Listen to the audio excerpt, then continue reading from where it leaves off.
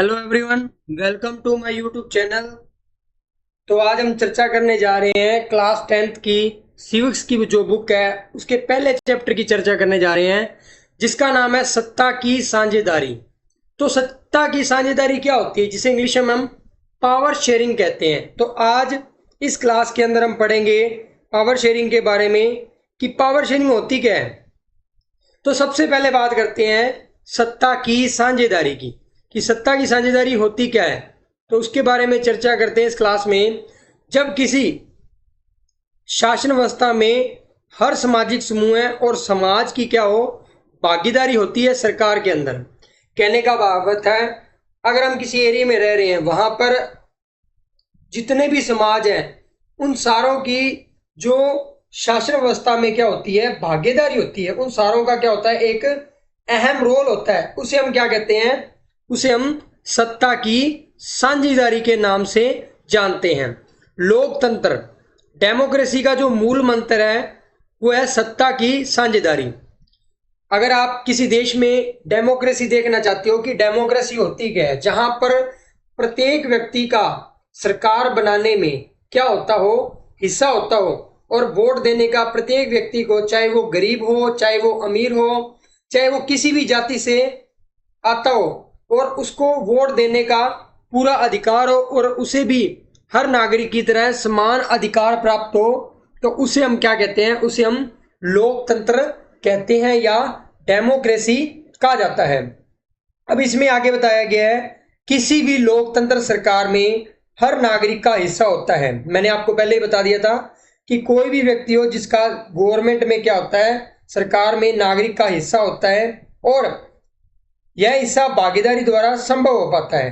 भी हर व्यक्ति को क्या मिले, राइट्स मिले, और इस प्रकार की शासन व्यवस्था में नागरिकों को इस बात का क्या होता है, अधिकार होता है कि वे शासन के तरीकों के बारे में उनसे क्या ली जाती है, सलाह ली जाती है।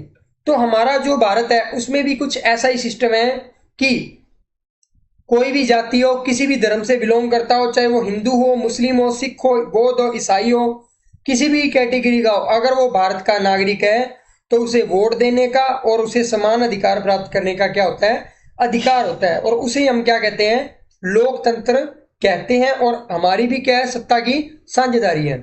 तो आज हम इस लेसन में चर्चा करने जा रहे हैं बेल्जियम के समाज की जातीय बनावट। तो आपको क्या करना है, आपने अगर लेसन पढ़ा हुआ है क्लास में तो ठीक है, एक बार आप बुक जरूर पढ़िए, उसके बाद में आप हमारे नोट्स देखिए, वीडियो को देखिए, तो आपको प्रॉपर तरीके से आपको समझ में आएगा कि किस तरीके से इस लेसन के अंदर बताया गया है। तो हम आज सबसे पहले बात करेंगे बेल्जियम की। बेल्जियम क्या है, यूरोप का एक छोटा सा देश है। जो बेल्जियम है वो यूरोप का क्या है, यूरोपियन कंट्री का एक छोटा सा देश है, जिसकी आबादी हरियाणा से भी कम है। जिसकी आबादी हमारे जो भारत का जो राज्य है हरियाणा, उससे भी कम है, परंतु समाज की बनावट है वो क्या है, बहुत ही जटिल है। और इसमें रहने वाले 59% लोग डच भाषा बोलते हैं। जो 59% लोग हैं, 100% में से 59% लोग क्या, कौन सी भाषा बोलते हैं, डच भाषा बोलते हैं। और जो 40% लोग हैं वो कौन सी भाषा बोलते हैं, फ्रेंच भाषा बोलते हैं। और 1% लोग कौन सी भाषा बोलते हैं, जर्मन भाषा बोलते हैं। तो बेल्जियम की जो ये भाषा विविधता है, और उसको क्या करना है, एक मजबूत पक्ष बनाए रखने के लिए उन्होंने क्या किया, बेल्जियम की समझदारी देखो। तो देखो, ऐसे भाषा विविधता में कई बार क्या होता है, संस्कृति और राजनीति झगड़े का कारण बन जाती है। कई बार क्या होता है कि सांस्कृतिक और राजनीतिक मामलों में क्या होते हैं, विवाद शुरू हो जाते हैं। परंतु बेल्जियम के लोगों ने एक नवीन प्रकार की शासन पद्धति को अपनाकर संस्कृति विविधता को, क्षेत्रीय अंतरों से होने से आपसी मतभेदों को दूर करने के लिए उन्होंने क्या किया, बार बार जो उनका संविधान है उसमें क्या किया, संशोधन किया। और इस संसार से किया कि व्यक्ति को बेगाना इस हिसाब से किया, मतलब कोई भी व्यक्ति को ऐसा ना लगे कि ये जो देश है वो हमारे लिए सही नहीं है, और सभी क्या करें, मिलजुल कर रह सके। सारा विषय बेल्जियम की इस भागीदारी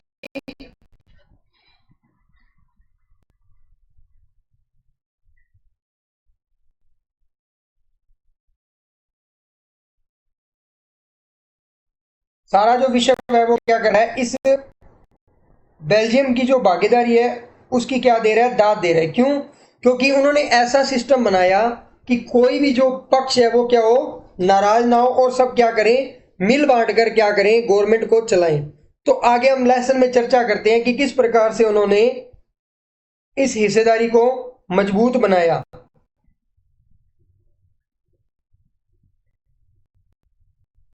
अब बात करें आगे श्रीलंका की। तो बेल्जियम के हमने समझदारी के बारे में पढ़ा।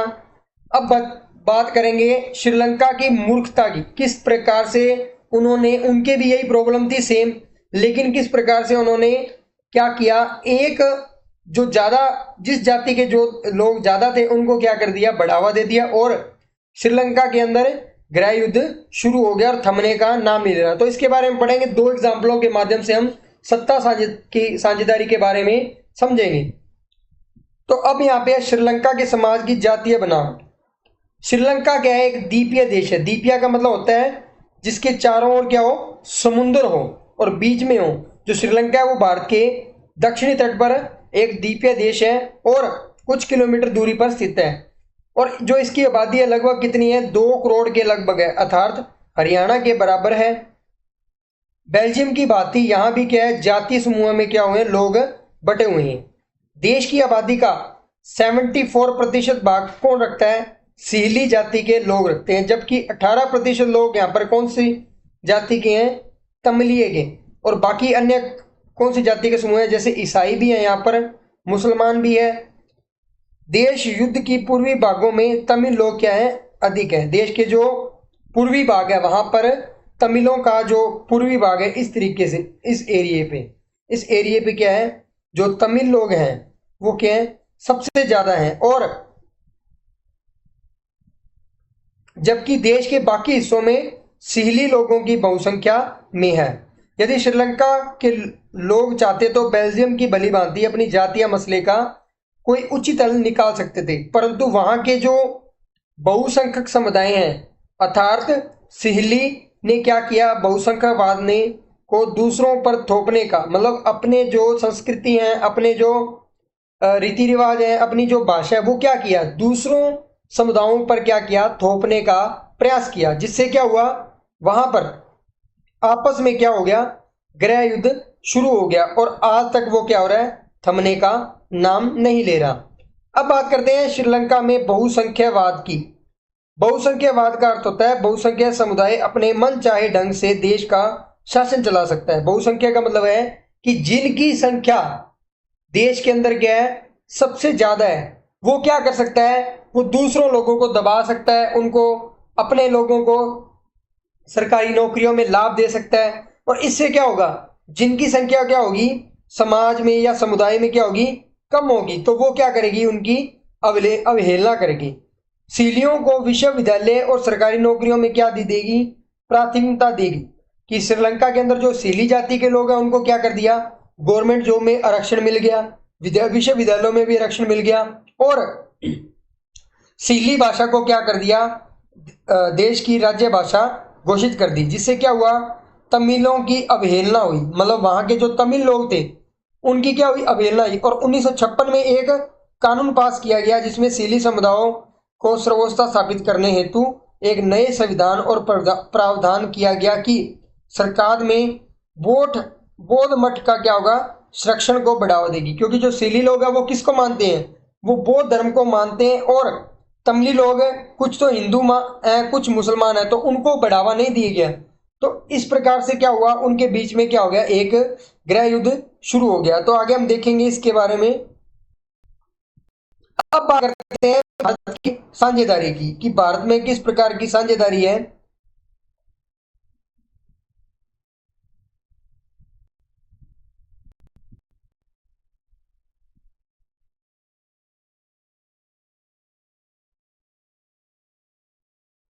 तो भारत में जो सत्ता की साझेदारी है उसमें देखते हैं हम किस प्रकार से है। भारत क्या एक लोकतंत्र देश है। मैंने आपको पहले बताया था, लोकतंत्र का अर्थ होता है कि सभी नागरिकों को क्या देना, वोट देने का अधिकार होना, और उसमें उसको प्रत्येक नागरिक को किसी भी जाति धर्म और अमीरी और गरीबी के हिसाब से क्या किया जाए, अलग ना बांटा जाए, बल्कि सरकार की नजरों में सब लोग क्या हो, समान हो। और उसे ही हम क्या कहते हैं, उसे हम लोकतंत्र कहते हैं। यहाँ के जो नागरिक हैं सीधे मताधिकार के माध्यम से अपने प्रतिनिधि को चुनते हैं। जो भारत है, भारत में क्या होता है, प्रत्येक व्यक्ति क्या करता है, अपने वोट के अधिकार से क्या करता है, अपने प्रतिनिधि को, मतलब पार्षद को, एमएलए को, सांसद को, सरपंच को, पंच को, पार्षद को, इन सभी लोगों को क्या करता है, अपने वोट के माध्यम से क्या करता है, चुनता है। और लोगों के द्वारा प्रतिनिधि एक सरकार चुनते हैं। लोग क्या करते हैं, जब ये सारे, जैसे मान लो फॉर एग्जांपल सांसद की बात करें, तो सांसद क्या होते हैं, अलग अलग क्षेत्र से आते हैं और लोग उन्हें क्या करते हैं, वोट देते हैं। और वोट देने के बाद में क्या होता है कि वो सांसद बन जाते हैं। और सांसद, उन्हीं सांसदों में से जो जिस पार्टी के सबसे ज्यादा मेंबर जीते होते हैं, वो क्या करते हैं, उनमें से एक अपना नेता घोषित करते हैं और उसी को क्या करते हैं, वो अपना प्रधानमंत्री चुनते हैं। तो इस प्रकार से क्या होती है, एक चुनी हुई सरकार क्या करती है, रोजमर्रा का शासन चलाती है और नए नियम क्या करती है, बनाती है। और पुराने नियम और कानूनों में क्या कर देती है, संशोधित, मतलब उनमें बदलाव कर देती है। किसी भी लोकतंत्र में हर प्रकार की राजनीतिक शक्ति का स्रोत प्रजा होती है। और यह मान लो कोई भी लोकतंत्र है, उसमें हर प्रकार की राजनीतिक क्या होती है, शक्ति का स्रोत कौन होती है, प्रजा होती है। प्रजा चाहे तो अपने नेता को बदल भी सकती है 5 साल के बाद में। और लोकतंत्र एक मूल सिद्धांत है और ऐसी शासन व्यवस्था में लोग स्वराज की संस्थाओं के माध्यम से अपने आप पर क्या करते हैं, शासन करते हैं। मतलब अपनी सरकार के माध्यम से क्या करते हैं, लोगों द्वारा क्या करते हैं, चुने हुए प्रतिनिधि क्या करते हैं, शासन करते हैं। और एक समुचित लोकतंत्र सरकार में समाज में विविध समूह और मतों का उचित सम्मान दिया जाता है। मतलब कहने का भाव होता है, अलग अलग जितने भी समुदाय हैं और उनके जो वोट है, उनको क्या दिया जाता है, उचित प्रकार का क्या दिया जाता है, सम्मान दिया जाता है। और जन नीतियों के निर्माण में हर नागरिक की आवाज क्या कर दी जाती है, सुनी जाती है। मतलब जो भी लोगों के द्वारा जो सरकार द्वारा जो नीतियां बनाई जाती है, प्रत्येक नागरिक की जो आवाज है, प्रत्येक नागरिक की जो समस्या है, उसको क्या किया जाता है, सुना जाता है। और इसीलिए लोकतंत्र में यह जरूरी हो जाता है कि राजनीतिक सत्ता का बंटवारा अधिक से अधिक नागरिकों के बीच में हो। मतलब प्रत्येक व्यक्ति को क्या हो, वोट देने का अधिकार हो। अब देखा जाए कि सत्ता की साझेदारी की आवश्यकता क्यों पड़ी, तो देखते हैं। समाज में सहोदय और शांति बनाए रखने के लिए प्रत्येक को सत्ता साझेदारी, मतलब जितने, मतलब आपको भी पता है कि मान लो फॉर एग्जांपल भी प्रत्येक व्यक्ति को जब बिना किसी भेदभाव के, चाहे उसकी संख्या कम है चाहे ज्यादा है, उसको बराबर अधिकार दिया जाएगा। तो इससे क्या होगा, उनके मन में, समुदायों के बीच में जो एक विचारधारा की जो टकराव है वो क्या होगी, कम होगी। और किसी भी समाज में बहुसंख्या में आतंक का खतरा बना रहता है। मैं आपको बता दूं भी, जब ज्यादा किसी भी कोई भी समाज अगर ज्यादा हो जाए तो वहां पर क्या होता है, दूसरे समुदायों को दबाने के लिए वो अपना प्रयत्न करते हैं और आतंक का खतरा बना रहता है। और बहुसंख्या का आतंक न केवल अल्पसंख्यक समुदायों को तबाह करता है, बल्कि वह समय को भी क्या कर लेते हैं, तबाह कर लेते हैं, क्योंकि उनकी मानसिकता क्या हो जाती है, चेंज हो जाती है। और आगे सुनो कि सत्ता की साझेदारी के माध्यम से बहुसंख्यक के आतंक से बचा लिया जा सकता है। मतलब जब सत्ता का क्या किया जाए, बंटवारा कर दिया जाए, तो इससे क्या होगा, लोग एक दूसरे को मतलब अपने अधिकारों का उल्लंघन करने से क्या कर सकते हैं, बचा सकते हैं। और इसलिए यह कहा जा सकता है कि लोकतंत्र की आत्मा का सम्मान रखने के लिए सत्ता की साझेदारी क्या है, जरूरी है। क्योंकि सत्ता की साझेदारी नहीं होगी तो जिस समुदाय के लोग ज्यादा होंगे वो क्या करेंगे, दूसरे समुदाय के लोगों को क्या करेंगे, दबाएंगे। और इससे क्या होगा, देश में एक गृह युद्ध चल जाएगा और देश में गृह युद्ध के कारण देश टूटने की नौबत पर आ जाएगा। और इसीलिए क्या है, अगर सत्ता की साझेदारी प्रत्येक पक्ष को राजनीति पक्ष में एक हिस्सा दे दिया जाए तो उसमें उनके आपस में क्या होगा, मनमुटाव नहीं रहेंगे और वह एक समझदारी के कारण एक अच्छे फैसले लेंगे और अच्छी नीतियां बनाएंगे जो कि प्रत्येक समाज के क्या आ सके, काम आ सके। नेक्स्ट बात करते हैं हम सत्ता के साझेदारी दो कारण, एक है सत्ता साझेदारी भरा समझदारी भरा कारण है, दूसरा है नैतिक कारण। सत्ता की साझेदारी की समझदारी भरा कारण है कि समाज में टकराव और बहुसंख्यों को आतंक से रोकना। भी पहला कारण तो ये है कि जब सत्ता की साझेदारी हो जाती है तो क्या होता है, समाज में जो बहुसंख्यक लोग हैं, जो जिनकी संख्या क्या है ज्यादा है, वो क्या करेंगे, उनको आतंक बनने से क्या किया जाएगा, रोक सकेंगे। और सत्ता की साझेदारी का नैतिक कारण है कि लोकतंत्र की आत्मा, लोकतंत्र का मतलब ही मैंने आपको बताया कि सभी लोगों को सम्मान क्या मिले, समान अधिकार मिले, वही क्या होता है, लोकतंत्र होता है। नेक्स्ट बात करते हैं सत्ता की साझेदारी के रूप। शासन के विभिन्न अंगों के बीच क्या करना, सत्ता का बंटवारा कर देना। मतलब क्या करना, मान लो यहां पर चार प्रकार के लोग हैं इस प्रकार से, और इस प्रकार से मान लो लोग हैं, और एक लोगों की संख्या तो है चार और दूसरा समुदाय की संख्या है दो। अगर मान लो इन सारी शक्ति इन लोगों को दे दी जाए तो ये लोग क्या करेंगे, इन लोगों को दबाएंगे। इसलिए इस सत्ता का क्या कर दिया, सारों में क्या कर दिया, थोड़ा थोड़ा हिस्सा बंटवारा कर दिया। तो इससे क्या होगा,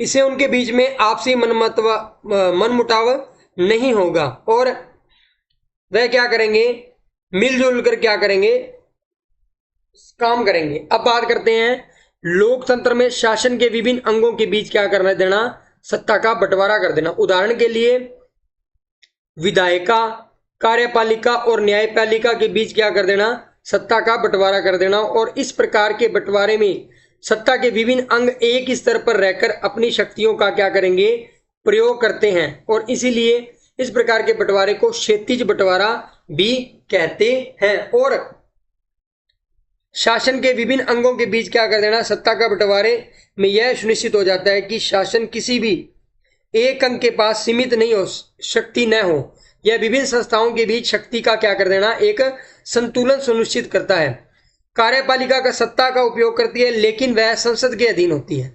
कहने का मतलब है जो कार्यपालिका है वो क्या करती है, सत्ता का उपयोग करती है, लेकिन वो किसके अधीन होती है, संसद के अधीन होती है। और संसद क्या करता है, संसद को कानून बनाने का क्या होता है, अधिकार प्राप्त होता है, लेकिन उसे जनता का दबाव, मान लो कोई भी कानून अगर बनाती है, जो हमारी संसद है वो क्या करती है, कानून बनाती है। अभी आपने कुछ दिन पहले देखा होगा, एक डेढ़ साल पहले की बात है कि हमारे देश में एक कानून कृषि कानून लागू हुआ था, और उसमें किसानों ने, जब सरकार ने क्या किया, वो कृषि कानून लागू कर दिया।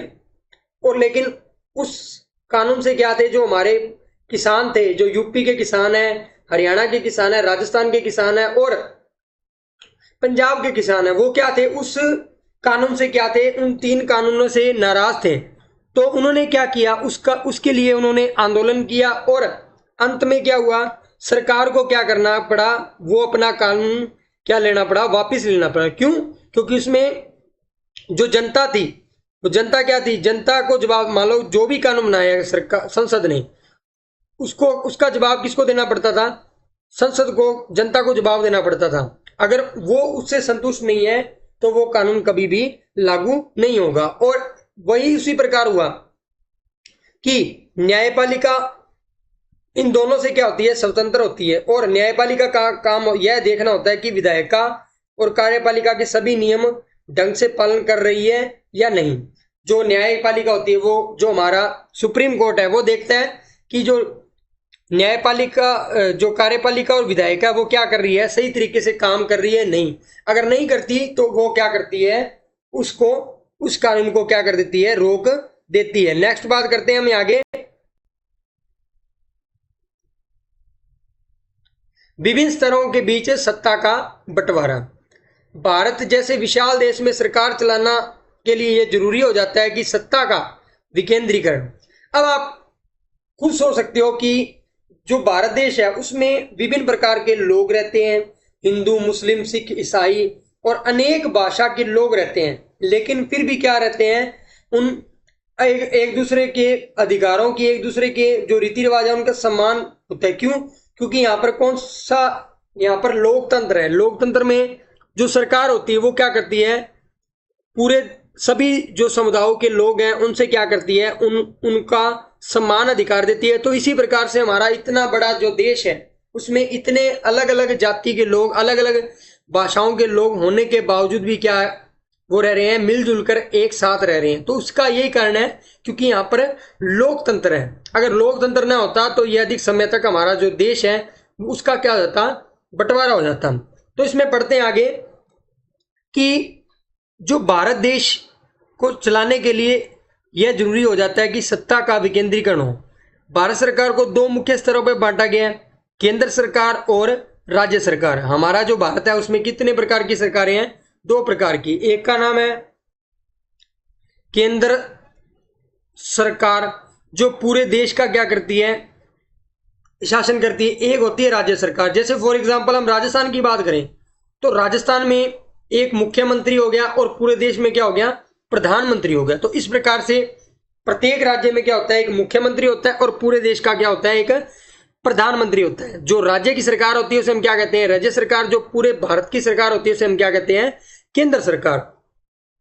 और गणराज्य की विभिन्न इकाइयों की जिम्मेदारी राज्य सरकार पर होती है। दोनों सरकारें क्या करती है, अधिकार क्षेत्र में अलग अलग विषय आते हैं। फॉर एग्जाम्पल मैं आपको यहां बता देता हूं कि जैसे मान लो कुछ जो अधिकार है वो किसके पास है। जैसे मान लो नोट बदलने का अधिकार है। अगर हम बात करें कक्षा 8 की तो उसमें बताया गया है, माफ कीजिएगा कक्षा 7 में, कि कुछ जो अधिकार है वो केंद्र सरकार के पास है, कुछ जो अधिकार है वो राज्य के पास है। फॉर एग्जाम्पल मान लो नोट बदलना है तो नोट बदलने का अधिकार किसके पास होता है, वो केंद्र सरकार के पास होता है। जैसे हमारी नोटबंदी हुई थी तो उसका पूरा अधिकार किसके पास था, हमारी केंद्र सरकार के पास था। कोई भी राज्य नोट नहीं बदल सकता। जैसे मान लो 8वीं के बोर्ड के पेपर है और उसको आगे पीछे करना है तो उसका अधिकार किसके पास है, उसका अधिकार हमारी राज्य सरकार के पास है। तो इसी प्रकार से क्या हुआ कि गणराज्य के विभिन्न इकाइयों की जिम्मेदारी राज्य सरकार पर होती है और दोनों सरकारों के अधिकार क्षेत्र क्या होते हैं, अलग अलग विषय आते हैं। और कुछ ऐसे विषय भी होते हैं जो साझा लिस्ट में रहते हैं। दोनों की बराबर अधिकारी थे। जिन राज्यों और केंद्र सरकारों को दोनों का क्या होता है, अधिकार होता है। और इसी प्रकार से क्या हुआ, हमारी सत्ता का क्या किया गया है, बंटवारा कर दिया गया। अब नेक्स्ट बात करते हैं सामाजिक समूहों के बीच सत्ता का बंटवारा। कि समाज के जैसे अलग अलग समूह होते हैं उनके बीच सत्ता का बंटवारा कैसे होता है। तो देखो भारत में विविधताओं से भरा हुआ है। यहाँ अनेक सामाजिक, भाषाई और जातीय समूह है। इन विभिन्न समूहों के बीच सत्ता का क्या है, बंटवारा होता है। समाज के पिछड़े वर्गों को क्या दिया जा रहा है, आरक्षण दिया रहा है। जो मान लो हमारे सरकार के अंदर क्या है, 4 प्रकार की कैटेगरी बनाई गई है। एक तो जनरल, एक ओबीसी, एक एससी और एक एसटी। जो मान लो जिन समुदायों के लोगों की संख्या क्या है वो क्या आते हैं, अन्य पिछड़ा वर्ग या ओबीसी में आते हैं। और जो लोग दबे कुचले रहे हैं पिछले, पहले आजादी से पहले, उनको किस कैटेगरी में रखा गया, उनको एससी कैटेगरी में रखा गया और उनको क्या दिया गया है, आरक्षण दिया गया है। और जो एसटी के लोग हैं जो कि हमेशा जंगलों में रहते थे, जो आदिवासी लोग हैं, उनको किस कैटेगरी में रखा गया है, एसटी कैटेगरी में। और इनको क्या है, उनके हिसाब से क्या दिया गया है, प्रत्येक सरकारी नौकरी में और अनेक क्या किया गया है, आरक्षण दिया गया है। तो अब हम आगे देखते हैं कि ताकि सरकारी तंत्र में उनका भी क्या हो सके, सही प्रतिनिधित्व हो सके। तो यहाँ पर उदाहरण के लिए अल्पसंख्यक समुदाय, अन्य पिछड़ी जातियां और अनुसूचित जातियां और अनुसूचित जनजातियां लोगों को क्या किया है, सरकारी नौकरियों में क्या दिया गया है, आरक्षण दिया गया है। और इससे क्या हुआ है कि समाज के बीच में क्या हुआ है, सत्ता का क्या कर दिया गया, बंटवारा कर दिया गया। विभिन्न प्रकार के दबाव समूहों के बीच सत्ता का बंटवारा। विभिन्न प्रकार के जो दबाव समूह हैं उनके बीच भी क्या किया गया है, सत्ता का बंटवारा कर दिया गया है। सत्ता का बंटवारा विभिन्न राजनीतिक पार्टियों के बीच होता है। सबसे बड़ी राजनीतिक पार्टियां या सबसे बड़े राजनीतिक जो गठबंधन को शासन करने का क्या मिलता है, मौका मिलता है। और बची हुई पार्टियां विपक्ष का क्या करती है, निर्माण करती है। मैं आपको बता दूं जो 2024 में जो लोकसभा की सरकार बनी है मोदी की, तो उसमें क्या हुआ है, उसमें सभी को क्या मिला है, गठबंधन से सरकार बनी है। मतलब कुछ और पार्टियों को मिलाकर, बीजेपी ने अकेले ने सरकार नहीं बनाई है, कुछ छोटी छोटी पार्टियां ने मिलकर क्या बनी है, बनाया गया है, सरकार बनाई है। और उसे क्या कहते हैं हम, गठबंधन की सरकार कहते हैं,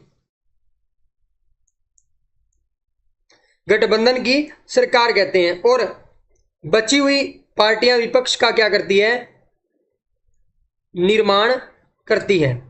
मतलब जो पार्टियां, फॉर एग्जांपल कांग्रेस पार्टी की पूरी सीटें नहीं आई तो वो क्या कर रही है, विपक्ष का निर्माण कर रही है और प्रत्येक जो सरकार की जो गलत नीतियां उनका क्या कर रही है, विरोध कर रही है और लोगों को क्या कर रही है, जागरूक कर रही है।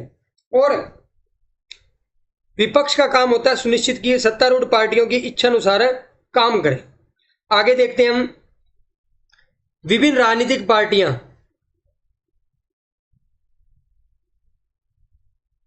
विभिन्न राजनीतिक पार्टियां की कमेटियां के अध्यक्ष बनते हैं और यह राजनीतिक पार्टियों के बीच सत्ता की साझेदारी का एक अलग अलग उदाहरण है। मैंने आपको बताया था कि मान लो छोटी छोटी पार्टियां क्या करती है, गठबंधन करके एक क्या बनाती है, सरकार बनाती है। और जो पार्टियां की संख्या कम है वो क्या करती है, विपक्ष में बैठती है और उसका क्या करती है, विरोध करती है। और उदाहरण के लिए राजनीतिक के अलावा देश में कई दबाव समूह, उदाहरण के लिए एसओएच, छात्र संगठन, मजदूर यूनियन, ऐसे संगठनों का प्रतिनिधित्व कई नीतियां निर्धारित अंगों का भाग बनते हैं। और इस तरह के दबाव समूह भी क्या करते हैं, सत्ता की साझेदारी में अपना एक अहम रोल निभाते हैं। ये क्या करते हैं, जब भी कोई कानून इनके लिए लागू होता है तो इनके जो संगठन होते हैं उनसे सलाह लेकर ये क्या करते हैं, कानून बनाते हैं। अगर इनके जो खिलाफ कानून बनता है तो ये क्या करते हैं, इसका विरोध भी कर सकते हैं और सरकार पर अपना वोटों का दबाव भी डाल सकते हैं। तो आपको समझ में आया किस तरीके से बेल्जियम के अंदर सरकार ने क्या किया, सभी पक्षों को क्या कर दिया, थोड़ा थोड़ा हिस्सा करके उनको क्या नामते हैं, सभी को समान अधिकार दे दिया और जिससे क्या हुआ, उनकी सरकार अच्छी चली। और श्रीलंका में क्या हुआ, वहीं उल्टा हुआ कि जो सीली लोग थे उनको क्या कर दिया, ज्यादा अधिकार दे दिए, नौकरियों में ज्यादा अधिकार दे दिए, जिससे क्या हो गया, वहां पर गृह युद्ध की स्थिति बन गई। और आज भी क्या हो रहे हैं, गृह युद्ध चल रहे हैं। और भारत में भी हमने बताया कि किस प्रकार से जो सरकार है क्या हुई है, प्रत्येक नागरिक को अधिकार दे रही है और SC ST और OBC के लोगों को क्या दिया गया है, आरक्षण दिया गया है, ताकि सभी को क्या मिल सके, समान अधिकार मिल सके। तो अगर आपको वीडियो अच्छी लगी हो तो लाइक कीजिए, शेयर कीजिए। अगर आपको इसके PDF नोट्स चाहिए तो आप हमारा चैनल, जो टेलीग्राम का चैनल है वो ज्वाइन कर सकते हो, उसका नाम है एजुकेशन लैंड रोहित जोशी। नहीं तो हम यहाँ पे YouTube के नीचे भी आपको इसका डिस्क्रिप्शन लिंक दे देंगे, वहां से आप इसके जो नोट्स है, PDF नोट्स, वो आप फ्री में डाउनलोड कर सकते हो। अगर आपको वीडियो अच्छी लगी हो तो लाइक कीजिए, शेयर कीजिए और हमारे चैनल को सब्सक्राइब कीजिए। धन्यवाद।